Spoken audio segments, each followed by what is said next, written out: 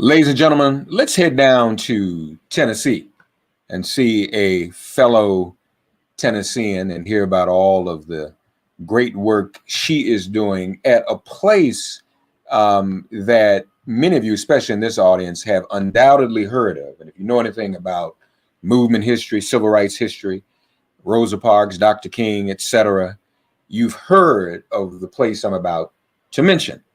And that's the Highlander Center. As a matter of fact, Reverend Barber has, to some extent, brought it back into the vernacular of movement because he spent some time down there. And I think it's important that we all go there and renew ourselves in those waters, so to speak, those intellectual waters and spiritual waters. So we're very fortunate today to have someone with us. So as you all know, I left Tennessee, been in the big city ever since. She stayed back home to organize, and we're so thankful for her doing that. She is the co-executive director of the Highlander Center for Research and Education. Ashley Woodard Henderson joins us on Make It Plain. Ashley, how are you? I'm great, and I'm so excited to be joining the Make It Plain family. Thanks so much for having me. Well, we're excited to have you here with us. How are things going down at the Highlander Center these days? How have you all been coping with the pandemic? How's your programming been under those circumstances? Yeah, I mean, it's wild to think about. I became the first Black woman executive director at Highlander back in December of 2016. So right after it was announced that Donald Trump would be the 45th president of the United States, and I thought that was hard. Yeah. And then in March of 2019, white supremacists tried to burn down our administrative offices, and I thought that was hard. And then 2020 happened, and March came around, and as we were remembering the attack on our sacred space the year before, all of a sudden these shelter in place orders started dropping, and COVID hit. And then the uprisings of the summer, the election of November 2020, the insurrection on January 6th that I feel like we had been screaming was a possibility for years by that point. And then, the flipping of the Senate in Georgia, right? Like just all of these things happened. And I think that what white supremacy and capitalism meant for evil has actually, in some ways, been for our good, right? I think it showed that this is spiritual work, that they were trying to break our spirits, and their violence and attacks on our movement infrastructure has failed.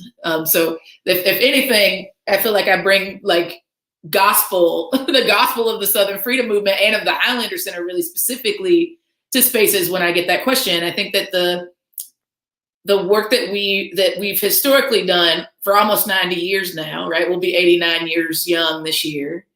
Has led us to a place of figuring out how to not only bring people together across difference, to learn together, and then to implement that new learning in terms of like changing, the material conditions of our people and our communities.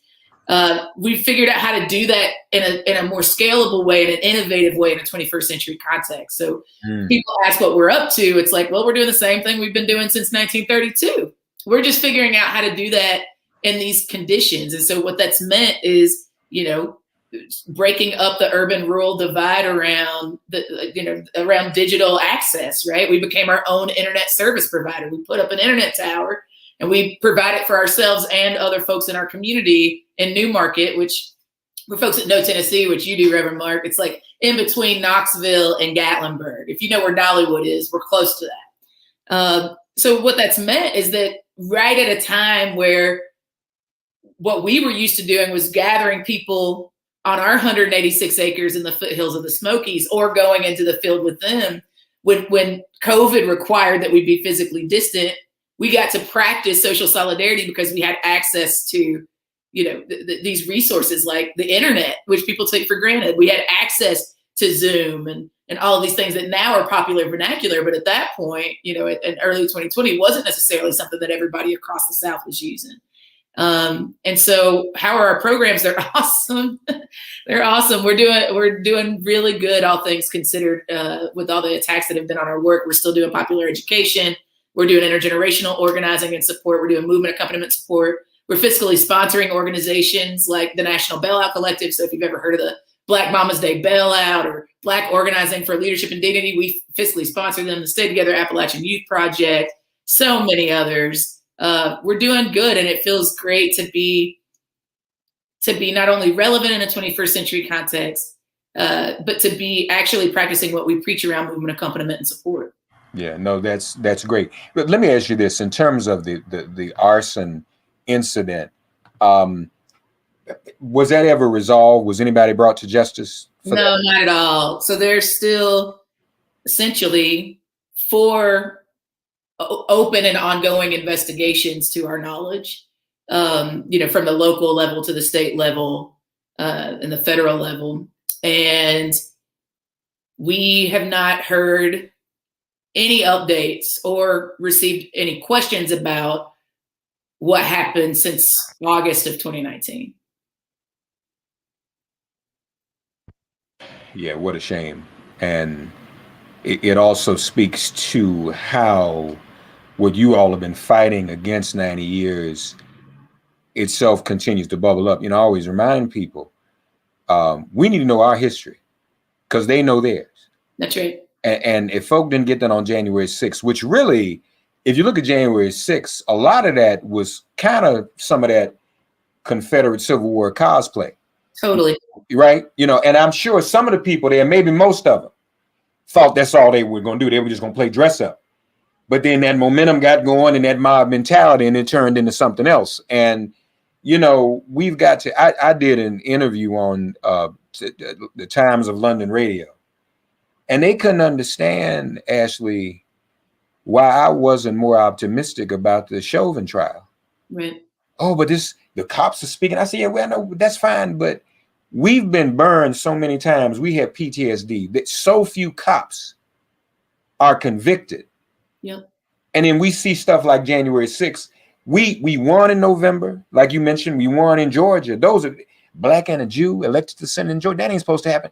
But we see what the pushback is. And that's why what you do and what the Highlander Center is continuing to do is so important. So in that vein, and as you've been navigating the challenges and all that during COVID and the distance, are you finding since January 6th, or maybe even before then, are you finding since last summer's reckoning, so to speak, more people reaching out to you and reaching for your services? Yeah, this is a good question. I mean, I think to your previous point, it's like we're not naively pessimistic.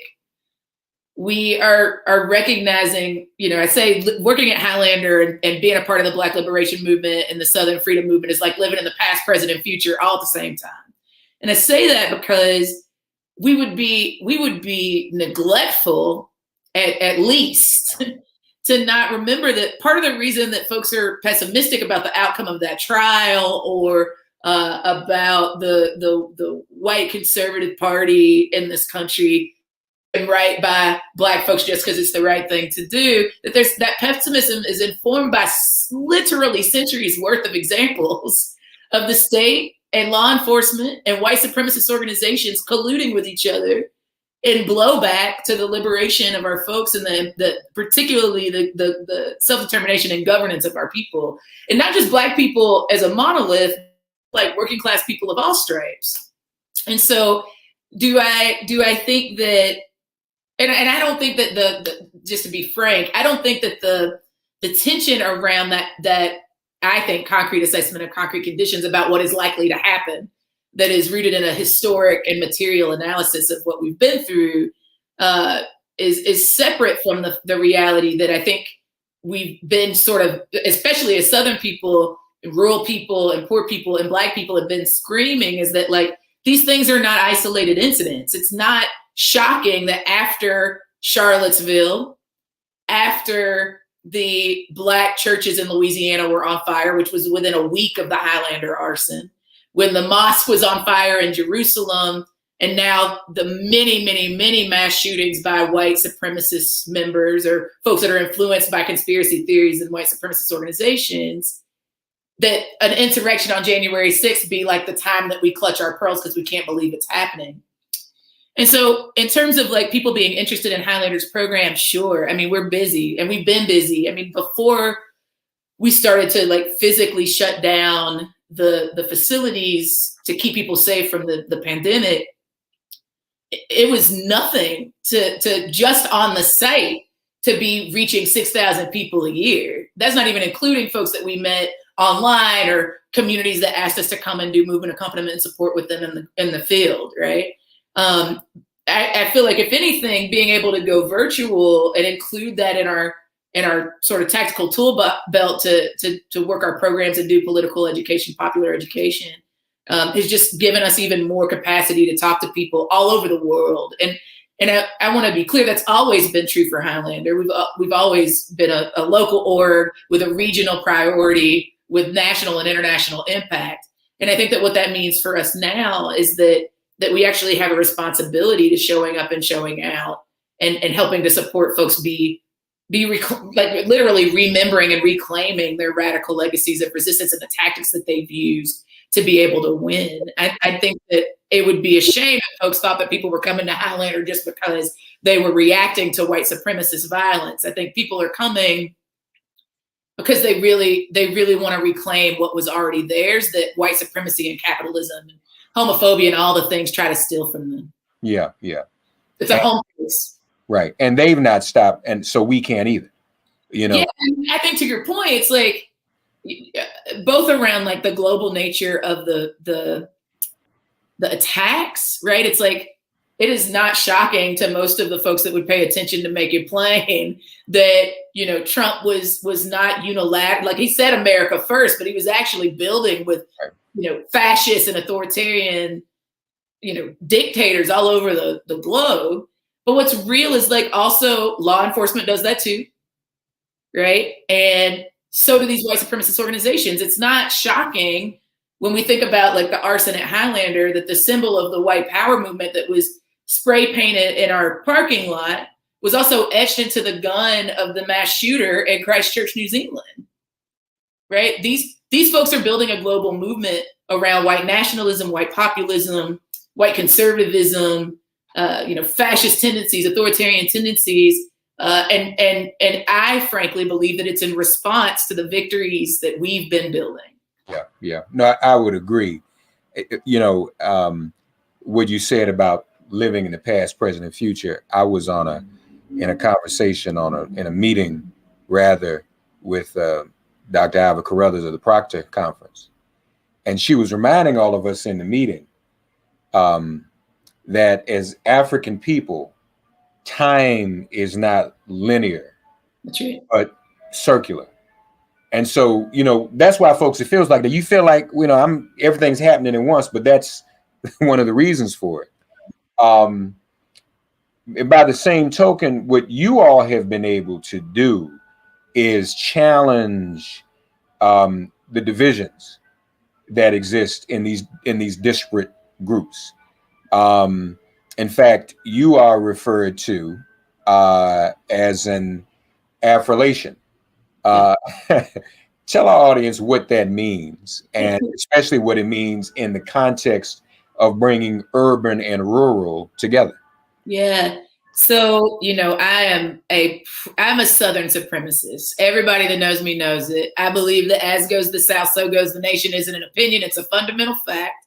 If you didn't believe it before 2020, hopefully we showed you better than we could tell you in the last electoral cycle. But why does it matter that I call myself an Afro-Latchin is that one, this myth that the only stories to tell about the South or Appalachia in particular, where I was born and raised, as being synonymous with whiteness or white supremacy. It's like, no, actually, where I'm from, my mother was like a member of the Black Panther Party, Nikki Giovanni as well, right? Like when you think about Appalachia and you think, oh, that's those like backwoods hillbillies, it's also like Bessie Smith and Usher Raymond, you know, like it's also it's also, you know, when you think about radical legacies of resistance, you don't get the abolitionist movement just because of New York and California, no shade, no foul, but like the first abolitionist newspaper was written in Jonesboro, Tennessee, right? Even if I was going to spread outside of my sort of Central Appalachian roots, I would offer that, like, even that very party that my mother raised me up in, that politic that came from that Black radical party, the first organizing in the Black Panther Party wasn't in like Oakland, it was in Lowndes County, Alabama, with Gwen Patton and those folks, right? So I think why I proudly identify as Appalachian and really hold fast to the remembering of the radical, like, revolutionary legacy of resistance of the South is because it means something to be from a place that historically folks use to erase the reality of rural Black people, right? That Appalachia is not synonymous with whiteness as a stamp for me around using making sure that my identity around being Appalachian is clear. And then I also think partly why it's important is because, you know, even when we think beyond the abolitionist movement or just what people immediately think of in terms of Black radical traditions, it's like, you know, the last time that this country bombed its own people, if you're thinking about rural work in particular in Southern history, you know, some people would argue move in Philly, right? And that's a fair assessment.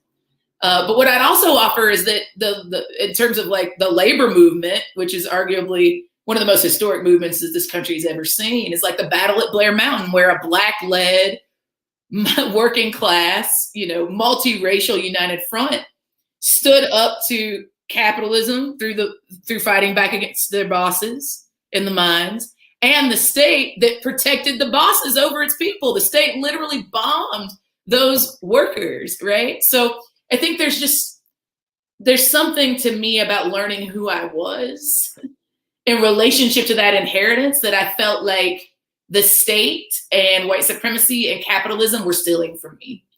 And so I wasn't the person that had the good sense to create it. You know, folks like the Appalachian poets, creatives, artists, visionaries were the ones that I think helped some of us youngins find our way to being proud of what it means to reclaim a long legacy of like free Black folks in these mountains, you know, folks that were determined, regardless of the state's characterization of them or erasure of them, to say that they were worth investing in. Yeah, no, that's a good point. So your mom was in the Black Panther Party. You're now active in the movement for Black Lives, aren't you? Sure. I was around in December of 2014 when we started it. Yeah. Yeah. How has that been able to intersect with the work that you've been doing at the Highlander Center, the movement for Black Lives? Yeah, I mean, I think a lot of ways. I think one, Highlander has had ebbs and flows in different frontline struggles.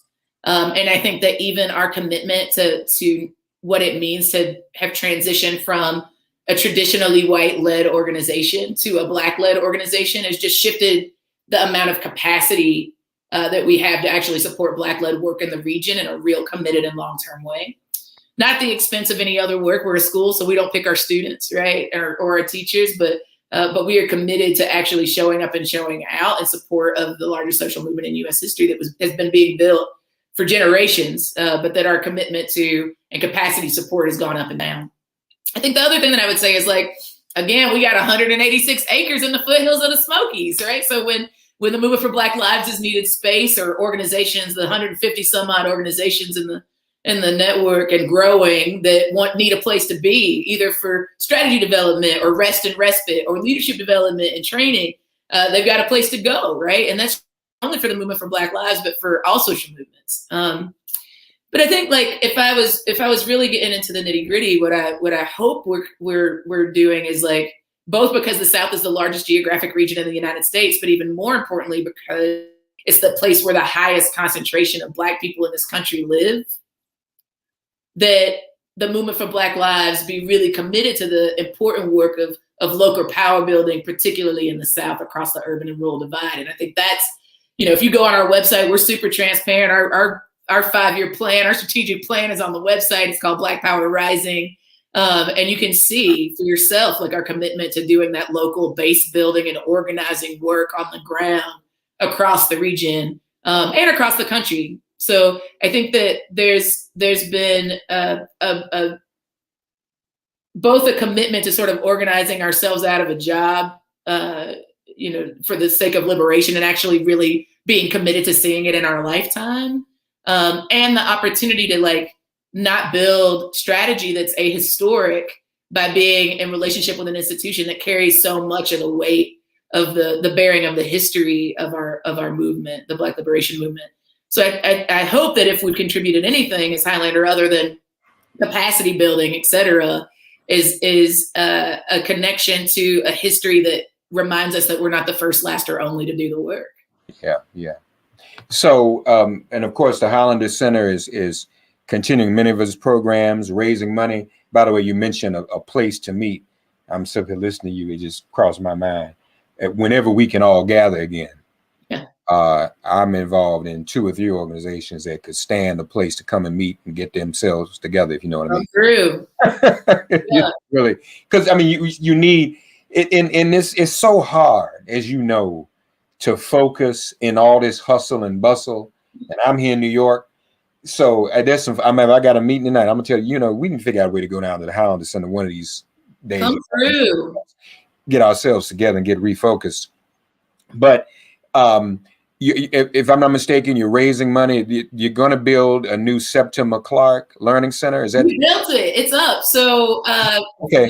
The week after, we always are fundraising, just in part because so much of our movement accompaniment and support actually isn't hoarding the resources to Highlander. It's moving the resources from Highlander to the ground, to grassroots organizations, some of whom don't even have C3 infrastructure, to be able to receive funds. And so, to be honest, we give a lot of money away, or we use it for people to be able to travel to us to learn or to get rest and respite. To, we've been closed, for big groups, but we've been underground railroading people away from harm, whether that was white supremacist violence or state sanctioned violence against their communities.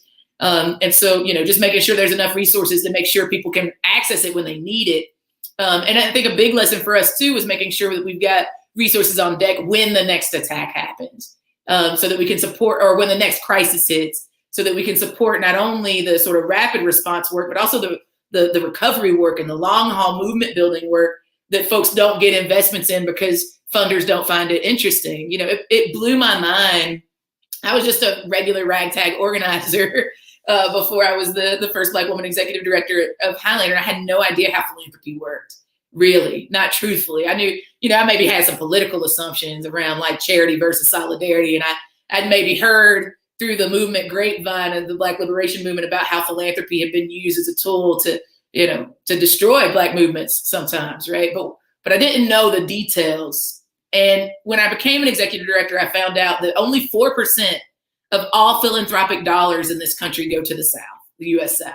You can imagine how much of that 4% then goes to Black-led organizing, goes to rural organizing, goes to the organizing of like impoverished people that are trying to do radical root cause work, right? Wow. And so, to be honest, I think part of Highlander's role in the fundraising work is actually to push folks that can give to give in ways that are not harmful to movement, right? So we do a lot of that. But I want to tell you about the Septima Clark Learning Center. I mean, one, it was like, again, we were committed, and me and the Reverend Alan Maxwell of the Disciples tradition is my co-executive director. I handpicked him.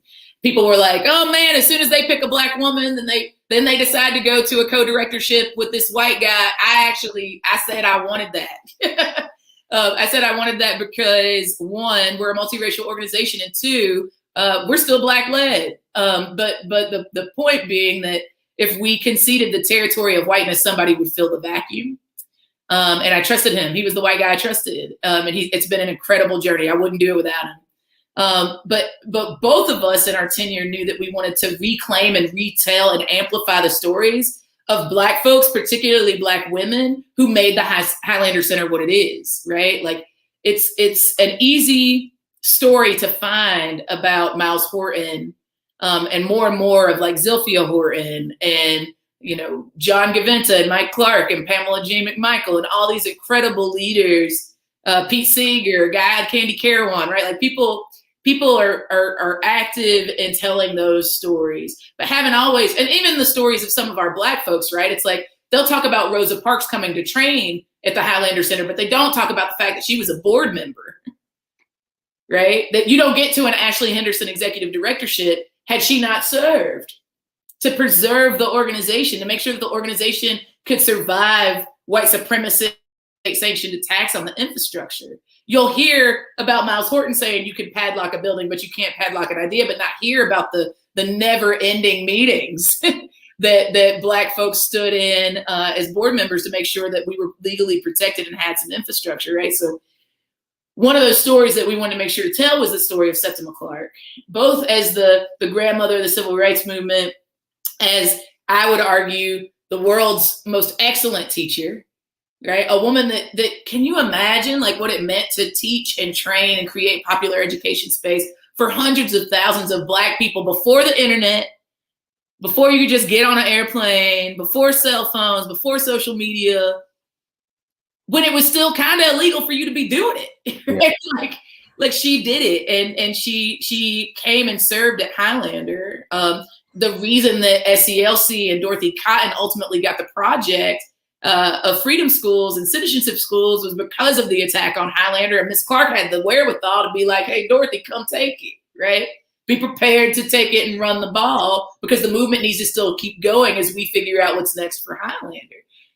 And so we wanted to honor her. And she also served on the board of directors with Miss Rosa as well. And so we made it a commitment that we wanted to build something that honored her legacy with support from her family. And so March of 2019, we were white supremacists.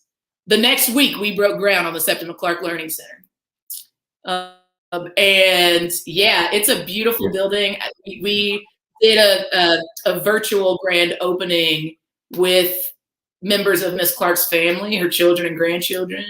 It was a sacred time together. And when COVID passes and more people can gather safely, we will absolutely be inviting people to come and check out the archives that are going to be there, the library that will be there, the bookstore that will be there, and we'll be able to host more groups coming to meet and do their strategy building or their leadership development and training because we have space in the Septima Clark Learning Center. So we're proud to honor her legacy. Wow, that's amazing. Well, congratulations on that as well. So Ashley, as we climb out of this plague and things, hopefully within the next year, we'll get back to some semblance of normalcy.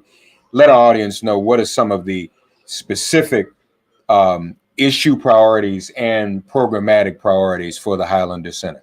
Absolutely. So, I mean, you can go on our website and see the methodologies, but in terms of specific issue areas and programming, and again, this wasn't necessarily because we just had good sense. It was because we were good listeners. We listened to folks in the South that said what they wanted, was that there's specific questions and need for intensive grappling with questions of democracy and governance and with questions of the economy, right? Like, what does it mean to actually prioritize the building of an economy that is good for our people and good for our planet? And what do we mean when we talk about self-determination and governance, right? And so we brought lots of people together to develop a curriculum called Mapping Our Futures. Get that curriculum on our website, highlandercenter.org. It's free. All you have to do is go on the website and get it, just download it. And so we've been creating spaces all across the country, virtually and in person before COVID, to bring people together to grapple with some of these questions around, like, what would you actually do if you controlled the economy? If you had dollars and cents that you could spend on investment and community solutions that you all controlled? And what decisions would you make about how those dollars are distributed if you governed yourself, right? And what does that look like? What does that look like inside systems that exist? And what does it look like to build alternatives to the system exists that you actually have more control over in an interdependent way and not a codependent way with the state? And so that's one of our priorities is this sort of economics and governance work. A second priority of ours is again, this sort of commitment to lifelong leadership development and organizing training and doing that in an intergenerational way. So we have some of the best youth programming I've ever experienced. I also came out of some of it. There's a children's justice camp for youngins that are about like the age of 6 to 12. And then there's Seeds of Fire, which is for folks that are like 13 through college age. There are fellowships for young people. Those young people then control their own programming and dictate what they want to learn and help teach each other in a sort of peer mentorship kind of way. Even with our Seeds of Fire work, they decided they wanted their own fund to be able to support other youth organizing work that was happening on the ground all over the South. So these young people also are learning again about how to collectively make decisions about money for movement, which has been a really beautiful experience. They've been prioritizing work around healing justice and racial justice and economic justice for the last few years. I would also then offer that we're learning about how to be good stewards and in right relationship with the land that we're on. So we're interrogating, land justice work and help support the starting of the Black Land and Power Project that the National Black Food and Justice Alliance now holds. That both was about figuring out ways that we could build infrastructure to support Black land-based institutions like a Highlander Center, like a Penn Center and others, but also how we then support Black farmers who had been disproportionately disenfranchised by the state.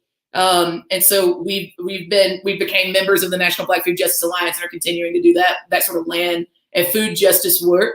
And then, there's many, many more. We're committed to being in the movement for Black lives, the rising majority. And our work with the Frontline most recently has been exciting because it's actually making some determinations around what is and is not acceptable in regards to how social movements respond to the electoralizing of a moment, particularly those of us that are rooted in the South. So, flanking and supporting organizations that are doing voter registration and education work, which the state of Tennessee tried to criminalize over the last electoral cycle. Making sure that people understand these bills and experiments with building, people's movement assemblies like they're doing in Jackson and like we've been doing regionally is a priority for us, is figuring out how do we create the spaces for folks not only to learn together, but then to practice together and sum up those lessons to be able to actually transform the conditions that we're in. So go on the website. We've got tons of programs. We're supporting lots of programs that grassroots organizations are moving. And that's our commitment, is both to challenge ourselves around a central question, which we think is around economics and governance, to do that sort of lifelong leadership development and training work across a lot of modalities, and to really make a commitment to incubating and investigating radical work that might be on the precipice of the next big win for our movement. So it's kind of these 3 buckets of work that are the priority for Highlander right now. And being prepared for it. Yep. As opposed to reacting to absolutely being on offense. And see again, this is what to me is so sacred about the work you're doing. Like I said, those who are against us never stop their organizing. A lot of times, what do? We'll get a victory, and then we'll just exhale and say, "Oh, we got this." And if nothing, and I've been saying to people, if nothing else, what we learned from Georgia in January is that the unprecedented enthusiasm for a special election, even amongst white voters, on our side. Folks don't vote special elections in America, but we've got to make that type of voter enthusiasm and participation second nature. And it can be every time. We got to start it back again from scratch. This is why you need to go vote. No, it needs to be like that because they get it. That's why they're trying to suppress it in the way that they have. And so again, I think what you're doing, folks, this is important. Movement, Frederick Douglass summed it up in 2 words. It's really eternal vigilance. It doesn't stop. It's not, oh, we got this victory. Oh, we got Joe. Some people think we got Joe Biden elected. Better yet, we can go back 2008.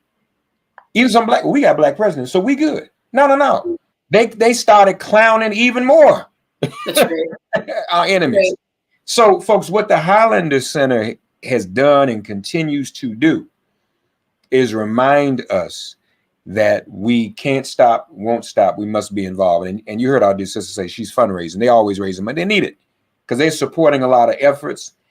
My mind is blown. 4% of the philanthropy. 4%. So imagine let's imagine 100%, right? If there's a 100% pot of money, my understanding is that 1% of that 100% goes to like social justice charity work, right? 1% of that 100% pile of money. Some of the rest of it might go to science. Some of it might go to like space exploration, right? Like there's wealthy people spend their money on a lot of other things that is not do-gooder work, right? So if that's true, and only 1% of the billions of dollars that these mostly rich white men hold goes to charity, then only 4% of that 1% goes to the largest geographic region in the United States where the highest concentration of Black people live. Like, if that's not an extension of chattel slavery and relationship, like if that's to me the argument of why there needs to be reparations, right? It's like very clear that there is a racialized relationship to capital accumulation in this country, right? And that's why, I think, again, it's like, it's not by shock that the movement for Black Lives then is like, yo, we got to be anti-capitalist because Black people can't be free.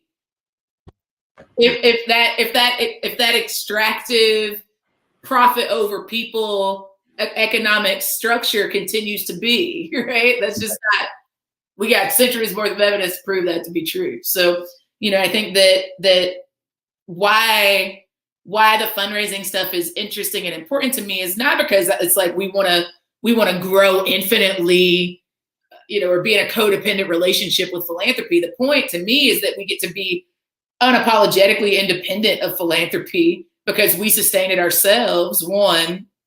And two, like we just dropped our most recent annual report for the last 2 years, for 2019 and 2020. And it blew my mind how many individual donations we were given. Small donations, like $5 here, a couple dollars there, from all over the world, because people believe in the idea that we keep us safe, right?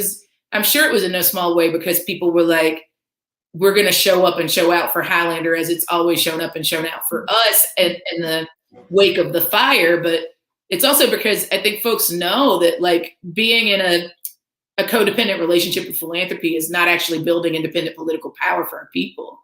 So the more that we give to it, like all of our staff, all of our board give, like the reason that we do that is so we can do what we want to do in terms of, building radical infrastructure that shows up consistently for our movements. And I don't think there's any way we would have gotten to 90 years old next year had it not been for folks' commitments to doing that. Folks, those are all the reasons why we invite you to go to highlandercenter.org, read and understand the history from Septima Clark to SNCC. Some of you may remember over time seeing the billboard that was taken out with Dr. King and Rosa Parks sitting in a Highlander classroom and accusing them of being at a school for communists. Communist training school, that's right. That's right, communist training school. Well, that's the Highlander Center. If you remember that photograph, that's what that's all about. And we want you to support the Highlander Center, highlandercenter.org. Learn more about it. This will no longer be, shamefully, a singular visit for Ash. We want to have her back. We want to do something. I've got to come down there. You're always welcome. Open invite. It's a shame I've not been there yet, having grown up right there in the state. Like I said, I left and I'm up here in the big city. I don't know what I'm doing, but I've got to. Next time I'm home, I'm going to come check it out and encourage others to avail themselves of the opportunity. Somebody want to go have a retreat at the Hilton. They don't get no Hilton. What's wrong with you? It's a movement organization. Why you want to go to Hilton for? They got me, Mark, you crazy. I said, no, we got to go places where we can do it. They're going to send them get money to the Hilton. Anyway, don't get me started. I mean, because of your relationship to movement and to Proctor and to the Southern Freedom Movement, there's just something sacred about those places like the Haley Farm or the Penn Center. and the Highlander Center, and so I think there's something special about being in it. I think it's something. There's something in the sauce around what it means to be in a space where people have been coming together for decades, almost a century, to figure this stuff out. There's something about sitting in those rocking chairs in a circle in that space where people have hammered it out. Yeah, that's right. Do what we got to do. Yep. We do what we got to do. HighlanderCenter.org. Ashley, so great to talk to you. So proud of you and all you represent. And it is high time that someone like you, and a Black woman in particular, is in the position you're in. They say this is this. Well, before we go, let me ask you about that, because the conversation too is that this is the moment of Black women. People are late to the party recognizing the electoral political power of Black women. Yet, I just did a show yesterday on the jobs report. Right. You know the group of people that have lost more jobs in this pandemic? Black women. So wait a minute, y'all. Black women all the time. But is this really what it's supposed to be? Are we really handling business on behalf of Black women like we're supposed to? Yeah. And then which Black women? Is it all Black women? Is it just cisgender Black women? I think there's so much to unlock there. I think that what's real is, like, again, this past, present, and future stuff. It's like, there's always been Black women in leadership, whether I'm talking about like Harriet Tubman or Sojourner Truth or Bernice Johnson Reagan and Margaret Block and Judy Richardson and Jennifer Lawson, or Tamara Woodard, my mama, or my grandmama, Helen Woodard, that was, cleaning houses on Lookout Mountain, but also raising revolutionaries. It's like Fannie Lou Hamer, right? It's like, I love Stacey Abrams with my whole heart, even when I disagree with her. But I don't have to start with a Stacey Abrams or a Jessica Bird or a Rukia Lumumba or a Kayla Reid, those incredible Black women of the 21st century that are doing this work. I can talk about what it meant for my people to be from Kilmichael, Mississippi, learning under the leadership of folks like Fannie Lou Hamer in Sunflower County, right? It's like this is a long arc with a beautiful horizon of possibility around what it means to have a movement that is leaderful, with people who are disciplined and rigorous in their commitment to being excellent in their work for the liberation of Black people.